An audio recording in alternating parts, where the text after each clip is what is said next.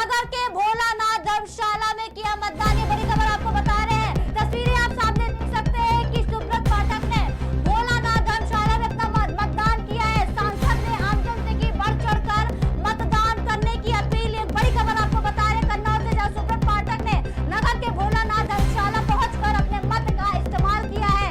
तस्वीरें सामने।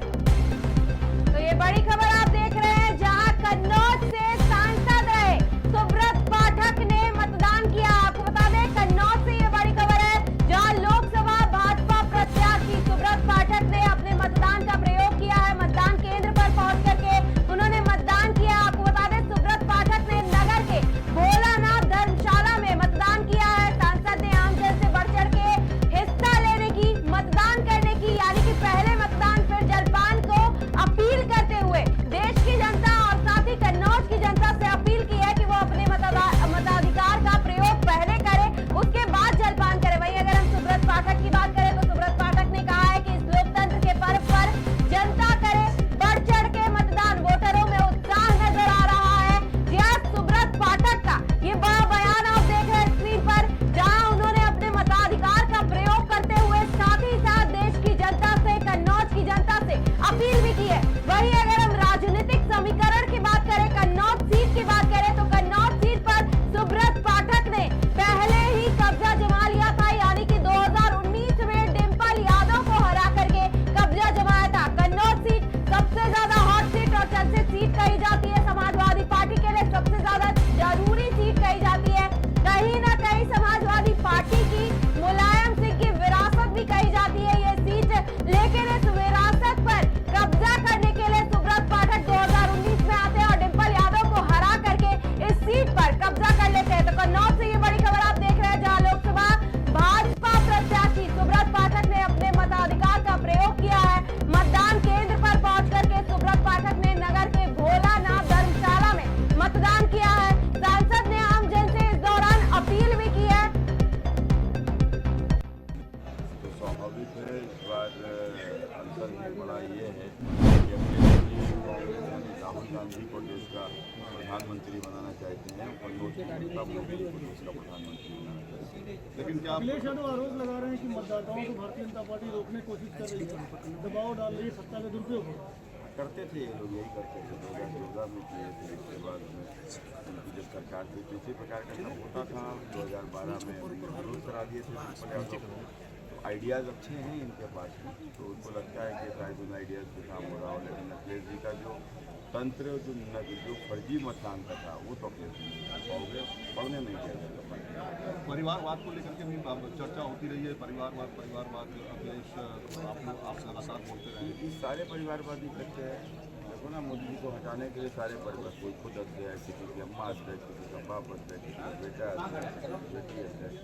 तो ये सब परिवारवादी लोग मोदी को हटाने के लिए इकट्ठे हो गए। राहुल गांधी परिवारवाद के सबसे बड़े मिनिस्टर हैं और यूपी का अखिलेश जी देख रहे हैं। कन्नौज की जनता कैसा आपको सहयोग कर रही है?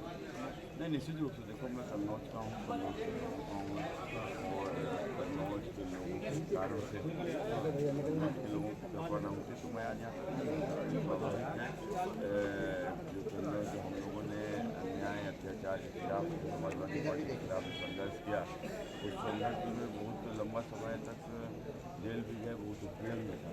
और इन सब कारण से कन्नौज की जनता ने मेरे साथ दिया और शायद एक ये बड़ा कारण है जो उसके साथ के कारण से मैं उन तमाम सारे कठिन दौर से निकल कर और आज यहाँ तक पहुँचा। आपको क्या लगता है कि अखिलेश को यहाँ पर आना क्यों पड़ा? हालांकि इससे पहले उनका ये गढ़ रहा है, उनके परिवार के लोग रहे हैं, लेकिन उनको यहाँ पर आना क्यों पड़ा? देखो, उनको यहाँ आना ही था। अगर उन्होंने जिस प्रकार की चुनौती दी थी 2 साल पहले कि लड़ाएंगे, तो हमने देखा था भाग लेना कर हमें पूरा था भाग में जानते थे भाग को पाओगे नहीं, क्योंकि आप नहीं आओगे तो कोई लड़ ही नहीं सकता, तो लड़ाइयाँ नहीं होती। तो स्वाभाविक है अब लड़ना भी है और अपना अस्तित्व को बचाना भी है। अब यहाँ से अगर समाजवादी पार्टी की जमानत जब्त हो जाती तो क्या बच सकता था? स्वाभाविक है, जमानत जब्त होने से अच्छा तो हारी स्वीकार करेंगे। लेकिन वो कह रहे हैं कि 79 सीटों पर जीतने वाले हैं, इससे 1 सीट की लड़ाई है। देखो वो बहुत अच्छा सपना ले लेते हैं चुनाव के समय में कि अच्छी गहरी नींद सोते हैं तो ये अच्छा सपना आता है, हर बार आता है उनको। 17 के चुनाव में भी आ रहा था तो दोनों लोग लड़ रहे थे, दोनों लोग चल रहे थे, राहुल जी अखिलेश जी एक साथ ही 2 लड़के थे, अब बड़े हो गए हैं। और उसके बाद में फिर अखिलेश जी को सपना 19 में आया था, बुआ जी के साथ बैठ गए थे।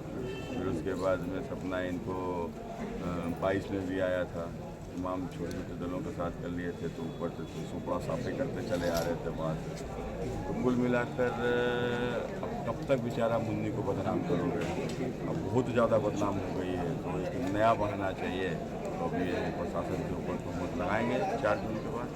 ठीक है, थैंक यू। लगा रखना। आप कितने तो अभी आपने भाजपा सांसद सुब्रत पाठक को सुना, कन्नौज से भाजपा सांसद सुब्रत पाठक को सुना, जिन्होंने जनता से अपील करने के साथ साथ गठबंधन पर जमकर निशाना भी साधा। साथ ही जीत का दावा ठोकते हुए उन्होंने केवल जुमलेबाजों की सरकार भी बताया गठबंधन को, और इस बार गठबंधन कहीं भी टक्कर में नहीं है, गठबंधन आने वाला नहीं है, ये भी बताया है। साथ ही कन्नौज सीट पर दावेदारी की अगर बात करें तो कन्नौज लोकसभा सीट पर सुब्रत पाठक ने 2019 में ही दावेदारी कर ली थी। डिंपल यादव को हरा करके 2019 में ही इस सीट पर कब्जा जमा लिया था सुब्रत पाठक ने, और ये खुशी कहीं ना कहीं इस बात का सबूत भी है कि इस बार भी कुछ उलटफेर होने वाला है, 2024 में भी कुछ बड़ा गेम होने वाला है।